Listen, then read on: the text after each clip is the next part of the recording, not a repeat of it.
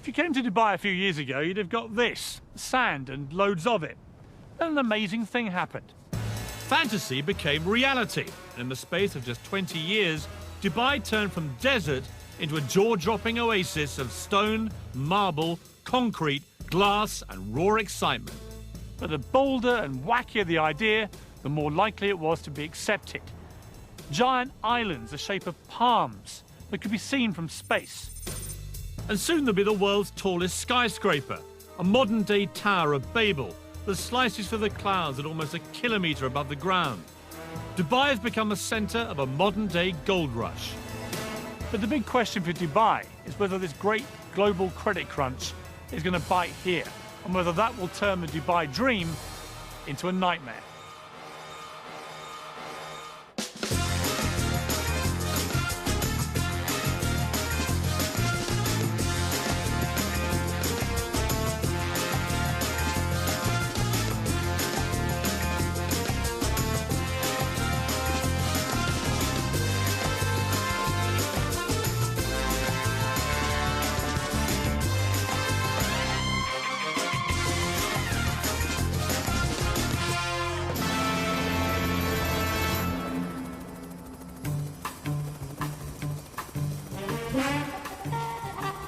Dubai is one of the 7 states that make up the United Arab Emirates, under the rule of Sheikh Mohammed bin Rashid Al Maktoum.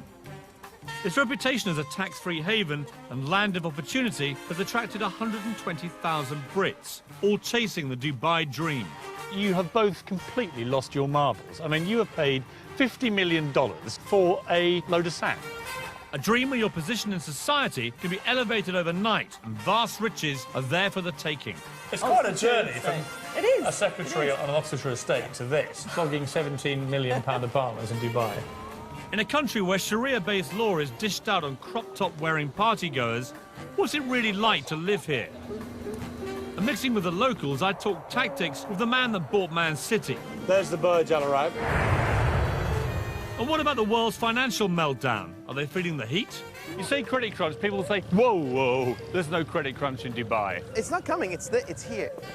But lurking in the background, behind all of this, is the fact that in just 10 years' time, Dubai's oil will run out. The race is on.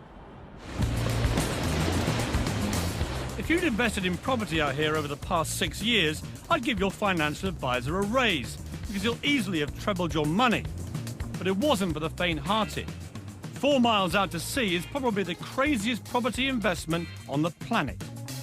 For sale, 300 islands that, seen from above, replicate the countries of the world. This is absolutely ridiculous. I've heard about this place, I've seen the pictures, I know all the facts. But till you actually come out here like this and experience it for yourself, you have no idea of the sheer scale of it. 320 million cubic metres of redistributed seabed later, Dubai has not just put itself on the map, but put the map on itself. I'm heading for Britain. Gentlemen, permission to come ashore. Permission granted. Thank you very much. Welcome aboard. Nice to see you. Welcome to the United Kingdom. Well, thank you very much. Let's head over to London, shall Why we? not? Ex-Londoners Safi Qurashi and Mustafa Nagri moved to Dubai 4 years ago. Between them, they've just bought England. Dare I ask how much you've paid for it? Topping over $50 million. You have both completely lost your marbles. I mean, you have paid $50 million for a load of sand. Yeah, it's one view. Tell me some of the stuff What you're are we going to do gonna here? The idea very much is to have some luxury accommodation where you can bring your boat, park it right outside your villa, swimming pools, spas. How many are we talking about? You're talking in and around the 100 mark. Right. 100 villas over here. So you're living in your own private villa, surrounded by, you know, absolutely amazing shorelines, beaches. I mean, you and say views. that, but you're actually surrounded by the French over there and Well, the Germans over there. I mean, they are worryingly close, aren't they? You know, they have got closer, but luckily there's still a bit of sea between us. I'm imagining now these luxury villas here, and even if they went just for $5 million each, I've just worked out you'll make a profit of $450 million. But you have forgotten the cost of construction. Which is? We're still working on that one. Yeah, well, You're still making what I think they call in Balham a nice little earner, aren't you? well, Yeah, Yeah, I guess you could say we might be. I mean, that's a great story. Absolutely. Ballon boy buys Britain. Yeah, it's not bad, is it? Safi is a perfect example of the Dubai dream. 4 years ago, he arrived here skint, having lost everything in a failed internet firm. Now, thanks to a series of shrewd property deals, he's the King of England and looking to invade France. But how did this little-known desert outpost become such a magnet for investors and those in search of a better life in the sun? Dubai has done an incredibly good job at marketing itself, largely through what at the outset appear to be utterly ludicrous projects. Think Dubai and you think glamour, wealth, and a rich hedonistic playground. Hardly surprising then that back in Britain, wrapped under red tape and trapped under the dark grey skies, so many downtrodden wannabes think this place is utterly irresistible. Although Dubai is twice the size of London, the main action takes place in a frenzied 20-mile strip along the coast. The legendary Dubai gold rush can be traced back to 2001, when the law was changed to enable foreign nationals to own property. It coincided with the launch of the most famous of Dubai's artificial island projects, the Palm Jumeirah, which, because it's connected to the mainland, lured investors by the truckload. And my first impression is it's massively bigger than it seems from the sky. Apparently 4,000 properties were sold in the first 72 hours of the project being announced, before a brick had been laid. The weirdest thing about Palm Island is that 5 years ago, I'd have drowned by now because this was all water. Nothing quite prepares you for the sheer scale of their ideas. Palm Jumeirah is so huge, its central trunk supports 2 6-lane motorways. At the tip, 3 miles out, sits Dubai's latest 5-star hotel, the Atlantis, complete with an underwater lost city in a fish tank. The Beckhams acquired a place here, and Ashley Cole and Michael Owen followed suit, creating a Middle Eastern wag-su-mare. It may look like Brookside on the beach, but having a palm address is the ultimate status symbol. And living the dream on Frond D is Neil Petch. Neil came out here 14 years ago and now publishes the Dubai version of GQ magazine. Judging by his cars, a Bentley, a vintage Jaguar and a Ferrari, life is good. Okay, here we are, ladies. Throw in a Russian model wife and her glamorous friends, and I'd say Palm living is very good.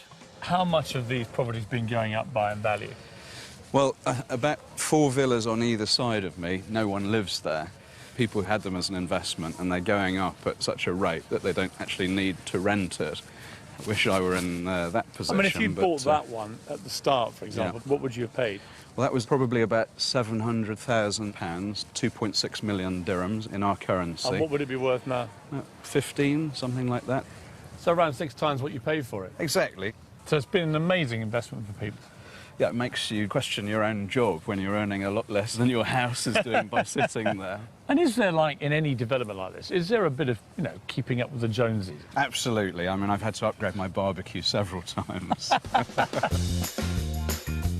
Dubai has learnt a very British lesson. We do like to be beside the seaside. Waterfront property commands a premium, and building out into the sea will add 300 miles to their coastline. But when we struggle to build something as simple as a Millennium Bridge, how do you create an entire city in just 20 years?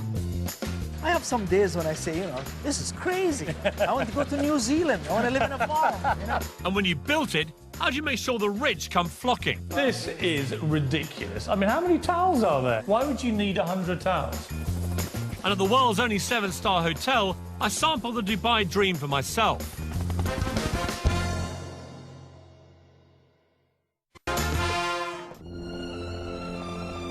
There are times when we build things so astounding that they become testaments to human ingenuity. The pyramids of Egypt, the Great Wall of China, and now, Dubai? Extravagance and Dubai go hand in hand, but this really does take the gold-plated biscuit. It's rumoured this 7-star hotel costs so much to build and run that it will never make a profit. But that's not the point.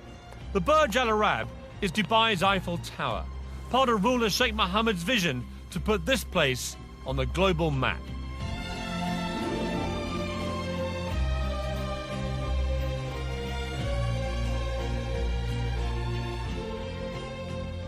The best rooms here will set you back 12 grand a night and come complete with one of the hotel's 16 white Rolls Royces and your own personal manservant.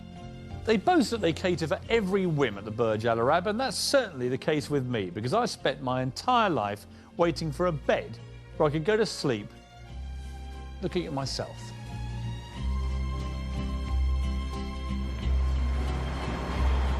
I'm here to meet builder Eddie Mitchell, who I last met at the height of the UK's property boom in Sandbanks, Dorset. Eddie was creating futuristic properties inspired by this hotel. He's been coming here on business for 5 years and is now a gold star guest, affording him extra special treatment. Watching you coming in, it was like watching a visit by the Queen. You know, there's like a cast of thousands offering you tea and dates and hand lotions. It's the same every time. My butler that I've had for 6 years, he meets us every time we come in. Whatever time of day, he's at the door. It's like coming home. So, Eddie, last time we met was in Sandbanks, Yeah. where the funny thing was there is that you produced properties like this, which are, you know, by any normal standard in Britain, completely barking mad, futuristic, emporiums of glass and concrete and everything else. Out here, you're known as Mr. Boring, because, I mean, that is not even first base, is it? Not really, no, Piers. I mean, you must love it here. It's like a permanent building site. Yes, but probably the biggest building site in the world, and after 30 years of building, I just love it. You're like a pig in a sty, aren't you, Eddie? Yeah, definitely. For those who bought at the start in the Palm or the World or the Burj Dubai, how much money are people making? I'm sure people are making many millions. I mean, I heard of one Chelsea footballer who had a place on the Palm that he's never actually lived in. He paid £400,000 for it, and he's just sold it for £3.5 million. Yeah, that's what he would have paid 6 years ago. And he would now make £3.5 million? Yeah, definitely. Without setting foot in the place? Yeah. How have I missed out on this again? We should have came here 6 years ago. No, but you always seem to pop up in these places at the right time. I went to Sandbanks right at the peak. I've come to Dubai right at the peak. What I need to do with you, Eddie, is stick with you in the down times. Well, you can come on site and be a builder if you want, Piers. The great thing about Dubai is there's always a stunning new location to practice your golf.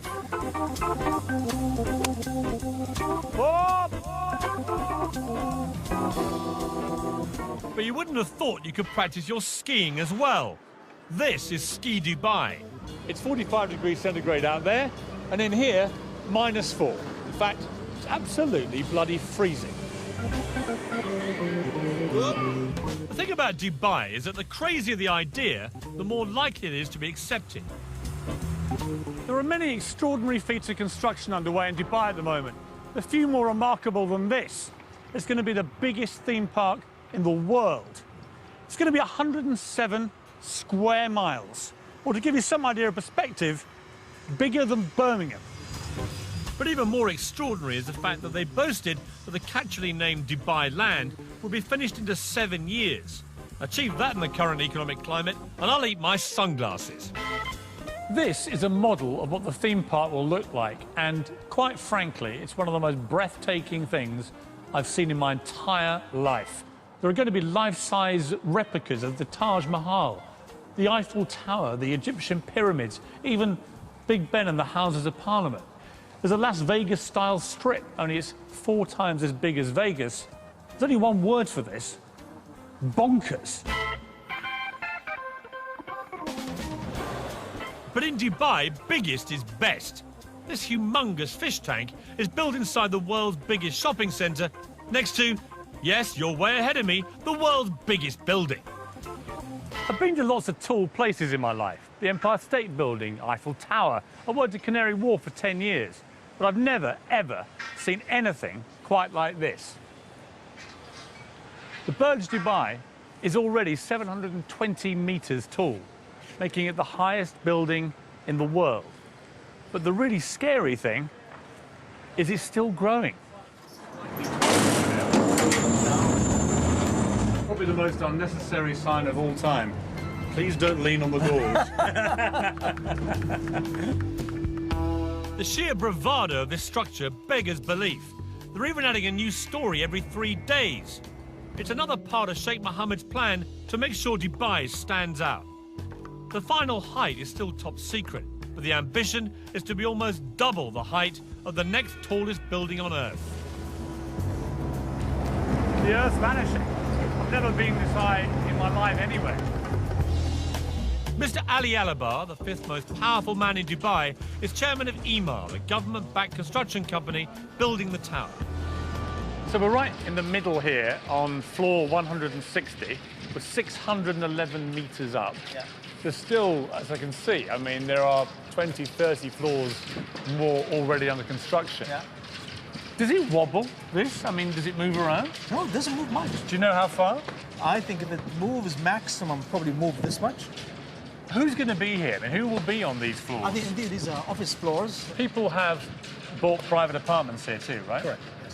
What was the most expensive one, do you know? A whole floor could probably cost you about $45 million, a whole floor. Oh, bargain. Yeah, it's a bargain compared to London prices, of course. You know Sheikh Mohammed better than many people. How would you describe him? I've been with him 15 years, and there are times when his energy is so unbelievable.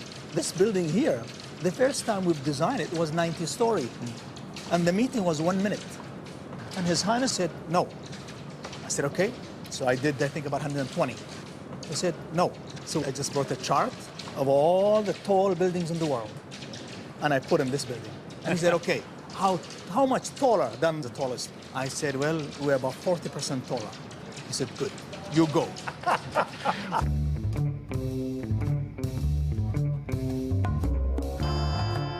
40 years ago, Dubai was nothing more than a dusty fishing village. The then ruler, Sheikh Rashid, had a vision to transform it into a hub for the world, as a port and as a tax-free business centre. It was an extraordinary and bold move. The philosophy was simple: build it and they will come. And come they have. Now, under the rule of his son Sheikh Mohammed, the vision continues.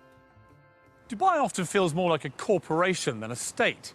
And that's because just three things matter here: business, finance, and success.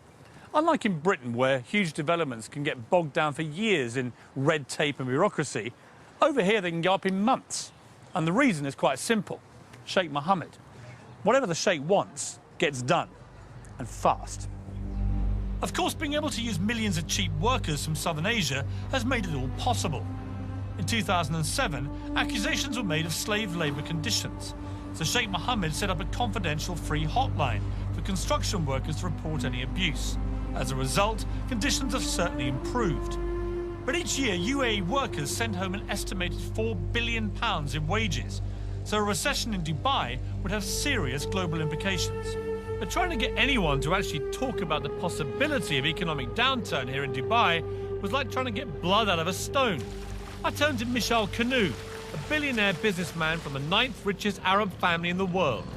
Are you totally sold into this vision, or are there going to be problems, do you think? Well, now there's going to be a lot of economic upheaval globally, and it's going to come and affect us. See, no one mentions that here. I know. You say credit crunch, people will say, whoa, whoa, there's no credit crunch in Dubai. In the Arabic culture, to say something, if you say it out loud, there's a perception that it'll happen.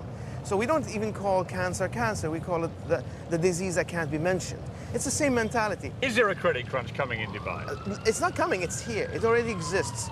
Now, for people to come and say, you know, this is the end and death of this area, it's not going to be the death of this area. What's going to be is a natural timeout, if you want, allow things to come back to its normal position and then move forward. Dubai, I think, is a good place to be if you're looking at 15, 20 years down the road. Because if you're looking at 2 years down the road, God knows what's going to happen in the next 2 years in terms of global finance. During the boom times, Dubai was the hottest property market in the world. The carrot that had expats scurrying here faster than a bleached blonde to a footballer. Helen Tatum is typical of those that came chasing the Dubai dream. She landed here 4 years ago and owns Dubai Luxury Homes, one of the most successful estate agents in town. Today, she's showing me a flat aimed very much at the not-so-poor. Amazing views, vast amount of room. I mean, how big is this? It's 13,400 square feet. The master suite takes at least a third of the apartment. So it's all about the bedrooms out here, is it? Exactly. And what would it cost if you wanted to buy this? £17 million. Wow. Who would buy a place like this? I mean, who's living in this block? Yeah, I mean, discretion is the word, but, I mean, we've got sporting personalities, we've got presidents of countries. At 15 times the size of the average house in the UK, who said size doesn't matter? I mean, it's just humongous. Yeah. This is not even... apartment is too loose a word. Well, this is... Hello! I mean, it echoes. I mean, it's unbelievable. I mean, look at it. It's not a kitchen, it's a restaurant. That's the children's bedroom. Of course it is. How silly of me. Here's the bathroom. This is the bathroom. I mean, this they is... take a lot of care over the bathroom. This is ridiculous. I mean, how many towels are there? There must be 100 towels in here. Why would you need 100 towels? I mean, it is just opulence on an almost regal scale, isn't it? It is. It's a staggering apartment. Perfect for your average multi-millionaire. This is a great view. Amazing view. But maybe not so good for a billionaire. Which is why the next phase will have its own heliport on the roof. That is going to be just going for a higher level altogether. That's going for your billionaires rather than just the millionaires. And it's going to have its own helipad, and you know, they're working on their own immigration so that you can just jet in and... Well, literally, so some Russian oligarch just lands on the roof, and out come immigration officials. Right. Yeah, incredible. What's a nice girl like you doing, flogging £17 million apartments in Dubai? I don't know, it just happened 4 years ago. Set up my own real estate company, and What were you doing back in Britain? I worked on a country estate in Oxfordshire. Doing what? Doing what? As the estate secretary. You're a secretary? Estate secretary. Estate secretary, sorry, I don't want to diminish your role, but I mean, it's quite a journey from a secretary on an Oxfordshire estate to this. Yeah. And you're now glimmering in diamonds and Rolexes and stuff. So life's been good for you, right, Helen? It has. Thank you. And that's not the half of it. Helen now has her own polo team with 8 Argentinian ponies and a full-time professional trainer. It certainly beats typing. Friday is polo day here at Arabian Ranches. It's a bit of a fixture of the expat community. A chance to revel in the good life whilst catching a chukker and slithering up the social ladder. Becky from Bingley, West Yorkshire. Yeah. And here you are at polo. Yeah, I'm at the polo. Bingley girls are not really used to doing this sort of thing, are you? Let's be honest. No. I came over here and I launched a magazine for another company, and I've just launched this magazine, and I'm 28 years old and I would not get that in the UK. Not badly for a girl from Bingley, have you? Yeah, it's all right. Quite happy.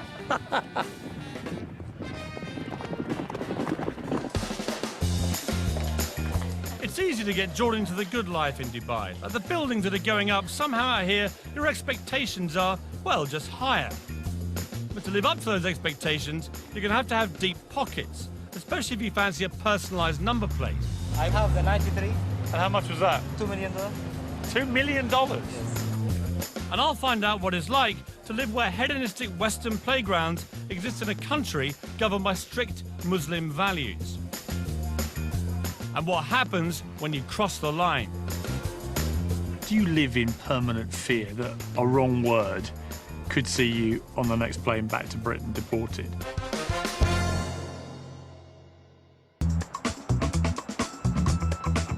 I wanted to get an Arab perspective on Dubai.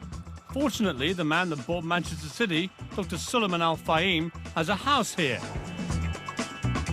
He's made a fortune in property and is the Alan Sugar of Arabia, with his own apprentice-style TV show and even his own catchphrase. Impress me.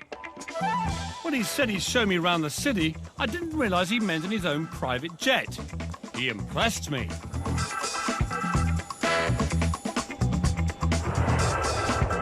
It's incredible to think about only 30 years ago, most of that would have been desert, right? 20 years ago, this part of Dubai was desert. There's the Burj Al Arab. It's become the symbol of Dubai. I mean, how much of this is ego? And are you all quite, you know, competitive people?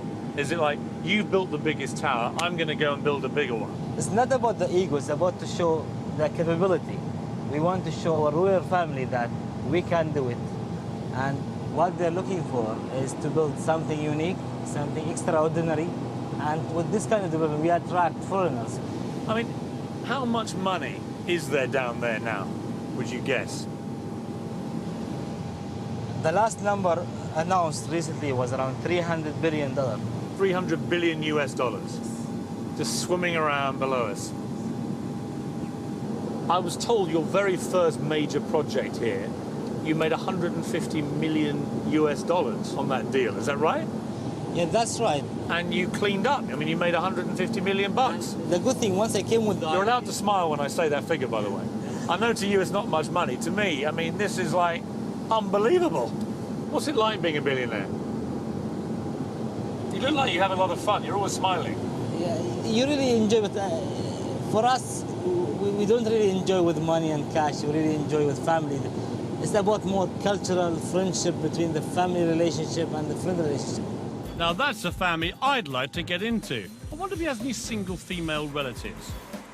So, we've seen the city from the air. Now it was time to see it at ground level, in the world's only Versace Lamborghini Murcielago. Dr. Suleiman paid $600,000 more than the standard car for this designer model to ensure he cuts a dash on Dubai's highways. The big thing in Dubai is about number plates, isn't it? Yeah, number plates is very important. Your one is 737. Is that a valuable one? Yes. But the 2 digits is more important. I have the 93. 93? I bought because that's the year of graduation of my wife. And how much was that? Today it's worth $2 million. $2 million? Yes. For 93? Somebody would pay you $2 million for that? Amazing. Thank goodness his wife didn't graduate in '83. Even he might have struggled to pay for that one. With such mind-boggling spending power on tap, it'll come as no surprise that all pockets are catered for. Shopping here at one of Dubai's super malls is a bit like being back at home, to be honest. Harvey Nicks behind me, a Lacoste over there, Starbucks, Zara. The only difference here is you've always got to look out for that unexpected visit by the billionaire Arab sheikh. So, how about a mobile phone? What do they cost? It will be 110. £110? Yes, £1,000. £110,000, I see. And this one? This is £100,000. Oh, okay, so that's a bit more of a bargain. Yes. So do you actually sell these phones? A few weeks ago, the one sheikh chose 4 telephones. So an Arab sheikh came past your shop and bought 4 of these? Yes. For £500,000? Yes. Blimey, what on earth do you do when you want an upgrade? It's all so easy to get sucked into the affluent lifestyle in Dubai. The place just drips success. Most expats here enjoy a quality of life they could only have dreamt about back in Britain. Vast villas, sprawling staircases, giant swimming pools and personal maids. They spend their days enjoying the leisure at 5-star hotels like this, and their nights at parties covered by the society pages of Hello magazine. Small wonder then that so many start to feel, well, a little bit grand. After all, back in Britain, they were minnows. Here in Dubai, everyone's a whale. Tonight's the Hot 100 party, an annual event where the local version of Hello magazine draws up a chart of all the movers and shakers in town. In the main, it's the likes of spa managers and boutique owners that make it, but it's taken very seriously. If you're in, you're in. And if you're out, you may as well be in Goodbye magazine. You've made it. You haven't. Well, actually, I may have. I've just been speaking to the editor. There's this whole sort of strata zone that you get into when you get into the Hot 100. I mean, it's quite cool to be considered, like, hot. And apparently none hotter than yours truly. Well, the hottest thing that I found at the Ahlan Hot 100 party is Mr. Piers Morgan. Welcome. Hello. Expat life here revolves around the 50 or so 5-star hotels. That's because once inside, you never need know you're in a country where alcohol is frowned on, it's illegal to kiss in public, or be gay, or share a flat with your girlfriend. Dubai knows it needs Westerners to succeed, and so deliberately turns a blind eye to goings-on, providing they go on the private property of the hotels, a kind of expat bubble where life is good and intoxicating. The Barasti Bar is a regular expat haunt. It's not far from where a couple of Brits were recently arrested for having sex on the beach, although I believe that might be illegal back home as well. Enjoying herself in a slightly more legal way is 46-year-old mother of two from Birmingham, Karen Brady. Dressed to kill tonight, Karen? Always, always. Is this your nightly This is garb? generally, yes. Generally. Less is more. Less is more. Less is definitely more. And what's it like, I mean, the nightlife here? Every single night you can party without fail. Come out here, party. It's like non-stop. And you get drunk? Frequently. And are you making loads of money here? Absolutely loads, millions. No, So you here, came loads for of the friends. money and the parties? Absolutely, yeah. In what Absolutely. order? Well, first money, then the party. And what's the man scene like here? I'm not looking for a man. I'm just here enjoying myself. I've been married all my life and I'm not doing that anymore. But you go on dates here and stuff? Sometimes, yeah, I do, yeah. I like to have dinner with intellectual men, but I generally don't fancy them. Right. Well, we should go for dinner then.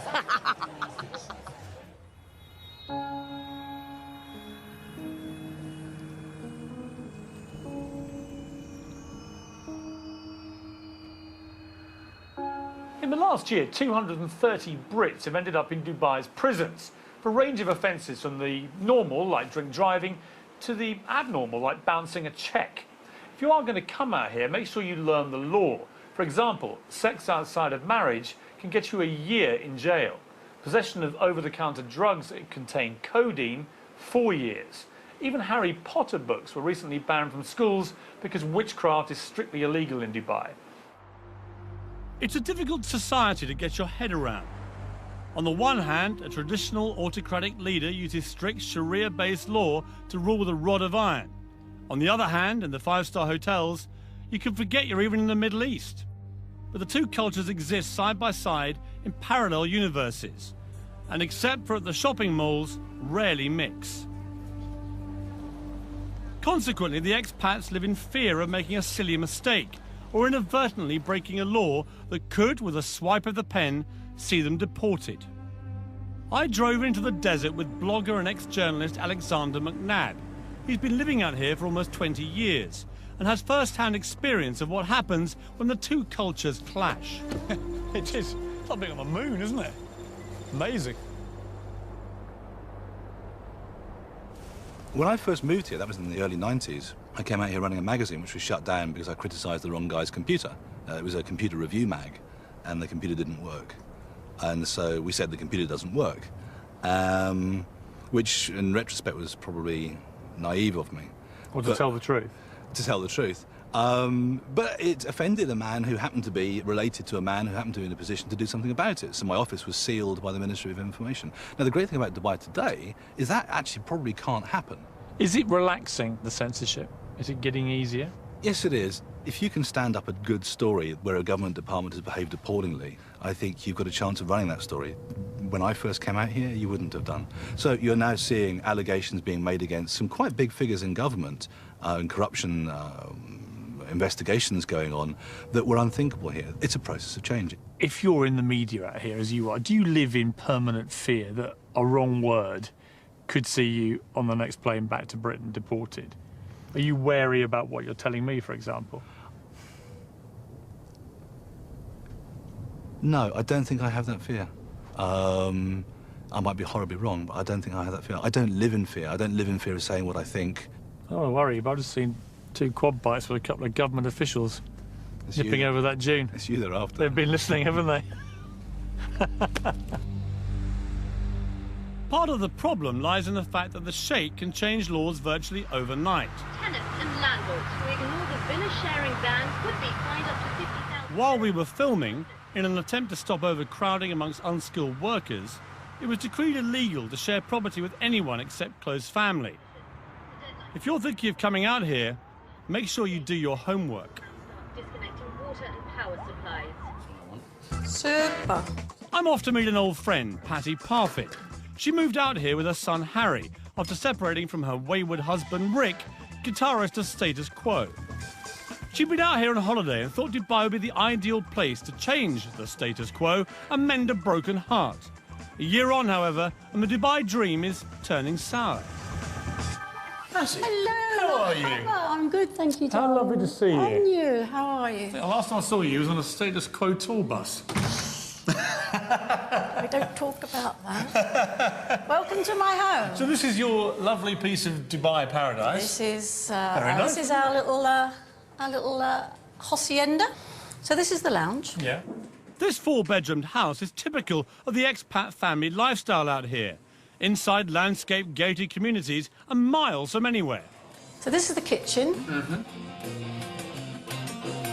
Thankfully for the neighbours, it's detached. So, Paddy, you're in a very nice place here, but it's half an hour inland. What would you pay here for your rent? What do you... Oh, you're going to die. £32,000 for the year. And you have to pay Wow. up front in Dubai. So you had to write a cheque for £32,000? Yeah. Yeah. For a year's rent in advance? Yeah. See, that strikes me as pretty expensive. It is. I mean, it's ridiculous So rent. your rental is up for renewal. What are you going to do? I'm taking it for 6 months, and then I just see how I go there. And what are they going to charge you for that? £27,000. What? In 1 year, they've nearly doubled it? Yeah. So, be warned, if your employer's not subsidising your rent, you'll be in for a nasty shock. It's terribly expensive in Dubai. It You get this really idea of is. this wonderful tax-free haven. Yeah. Everything's dirt cheap, so it's not really like that. No, and, you know, I don't want to spoil anybody's holiday or dream to move to Dubai, but you really got to look at it, because it's not all what it's cracked up to be. People who are watching this are going to be thinking, I quite fancy coming to Dubai. Yeah. And yet you seem to have fallen slightly out of love with the dream. Yes, I have, haven't I? Oh, God, where do I go now? I do miss my friends. I do miss my family. And it is difficult to meet people over here because everybody's, basically, it's family. And when I go out, I am a threat. I bet you are. How old are you? 57. I mean, that is amazing. Yeah. Recently divorced. To a rock star. Blonde bombshell. Used to be with a rock star. You are public enemy #1 to these women. Fantastic. That's rock and roll. So what does the future hold for Dubai? I'll be looking at the changing face of society here as it opens its doors wider to Western values. Could their secret defence against the credit crunch come down to a few familiar faces? Try some of these. God, that's disgusting. And just how much are they prepared to spend to make sure Dubai does become the greatest city in the world? Eyelid will be getting millions. Multi-millions. Multi-millions.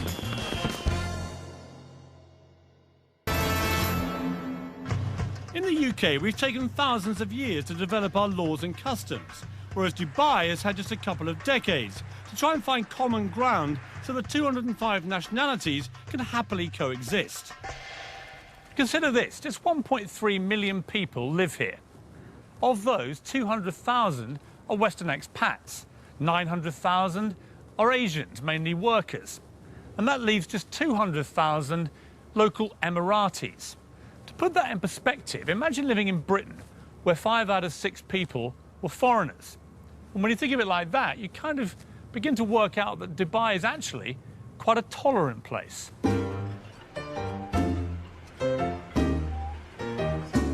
It's a sign of Dubai's willingness to welcome foreigners into its midst, to keep moving forward.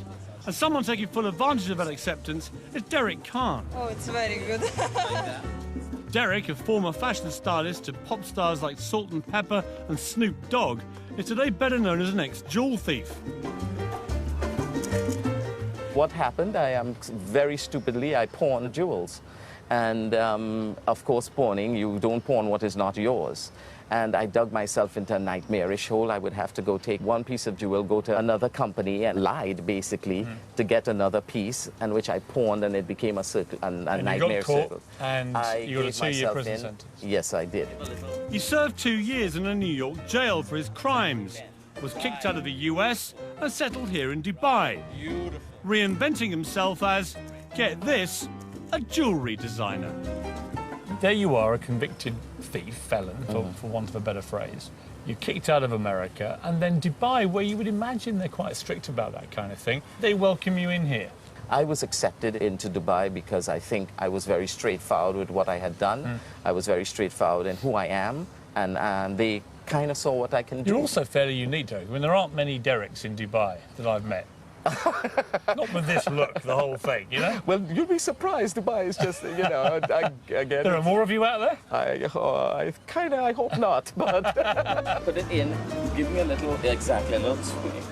What I hear everywhere is that if you do this, you're out. If you do that, you'll be deported. So what I haven't found is any real evidence they actually do this. I mean, do people get chucked out of Dubai? Well, of course they do. You know people who've been deported? Well, no, I don't. That's the point. I mean, I don't know anyone who's been deported. But, you know, the thing There seems to be a collective fear of being deported without any evidence anyone ever is. Well, listen, the collective fear works because guess what? I can open my car, and especially from New York City, I could never dare leave my computer in the car. I do it all the time. I leave my doors unlocked at home. You think that the rules are a small price to pay, really? For Oh, a very small price to pay. You know, it gives you that sense of security. And I couldn't be happier here. Right, beautiful, beautiful, lovely. If Dubai is going to succeed, now more than ever it needs people. It has to be seen as the in place, somewhere you can't afford not to be.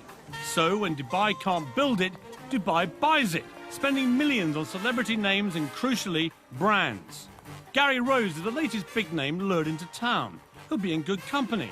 Gordon Ramsay and Marco Pierre White are already here and raking it in. Gareth, how are you? Very good, thank you. Nice to very, see you. Very good. You too. You came just at the right time. Try some of these. That is a little salmon fish cake with a lemon hollandaise. God, that's disgusting. I don't even laugh. I mean, it's actually delicious, but just to see what your face is like, it's delicious. Tell me, Gary, you've flown all the way to Dubai, and you've flown all the food out here as well. Oh, yes. Why don't you just stay in England? Oh, yes. What? Well, it's 36 degrees outside and it's snowing in the UK. Where would you choose? You know, I just thought, no, you know, I want to spread the word about British cooking. But be honest, Gary, would you be out here if there wasn't a whacking great big Arabic check in it? I mean, I know a lot of chefs, right? You all like your money. Hang on, where's that contract of mine? Yeah, no, it's not a question of that, is it? I mean, that's always... Isn't it, though? Because, I mean, I know a lot of brand names like you. You're such high commodities out here that they will pay whatever it takes to get you. Well, I think, you know, if I start cooking for money rather than cooking for what I really believe in, I'd rather give it up. So there you have it, the definitive answer, with hollandaise sauce. Mark, how are you? Hello, Piers, how are you? Good to see you. And up on the 44th floor, another bought-in brand name. Mark Fuller will be opening a version of London's Embassy Club here next year. No offence to you, Mark, but you and Gary Rhodes are not exactly, you know, the Beckhams. And yet you're getting a lot of money thrown at you to come here. What's in it for them to get you? Someone was saying to me today that it's all very well opening a hotel, but you've got to entice people into it. It's like all over the world. The difference is they're buying in name brands because it's a new country. I mean, is it rude of me to push you on just how many millions they paid you to come here? No, I won't say that. It wasn't millions, but it was quite an acceptable figure. What about Tiger Woods and people like that? When you see their God, names. Tiger Woods, you know, Christina Aguilera's, those sort of people. Kylie's will be getting millions. Multi-millions. Multi-millions. Is that because the people of Dubai, the rulers here, realise that celebrities of that power are a PR magnet for here? I think without a doubt. In the end, this was a piece of desert. This was a piece of sand. They've built a city out of nothing. How do you attract everybody? They want to be number one. They don't want to be number two, number three, number four. They want to be Miami. They want to beat Miami. They want to be New York. They want to beat New York, you know. So the only answer is bring it in. Kylie comes, Beyonce comes. I mean, even Iron Maiden have played here. It is almost surreal here. It's the land of make-believe. It certainly is, more like the land of unbelievable, because as the world is rocked to the core by the credit crunch, Dubai rocked to the sound of Kylie at the world's most expensive party. The Atlantis Hotel was launched with a massive £7 million extravaganza. Looks like an awful lot of that went up in smoke. Let's face it, for the ordinary Brits living here, as long as you toe the line, life's pretty good. For the investor, though, even ultra-affluent Dubai is fragile. It doesn't manufacture anything of value. Oil now accounts for just 6% of its income. And even though uber-wealthy neighbour Abu Dhabi pumped £9 billion into its economy back in October, Dubai remains exposed. 3 big government-backed construction companies are already laying off hundreds of employees. Dubai relies on foreign investors to make it work, and without them, Dubai's dream of becoming the greatest city on earth may have to wait. I came to Dubai to find out if it really is all it's cracked up to be. And the answer, if you like sun and fun, glitz and glamour, is a resounding yes. As for the credit crunch, everyone I've met here says the same thing. Dubai won't just survive, it will thrive. And that's because it's bursting with ambition and drive, all led by one man's extraordinary vision and an utter determination to turn this place into the biggest and most successful city in the world. As for my part, I think I'll borrow the favourite phrase of the British builder. It'll be all right when it's finished.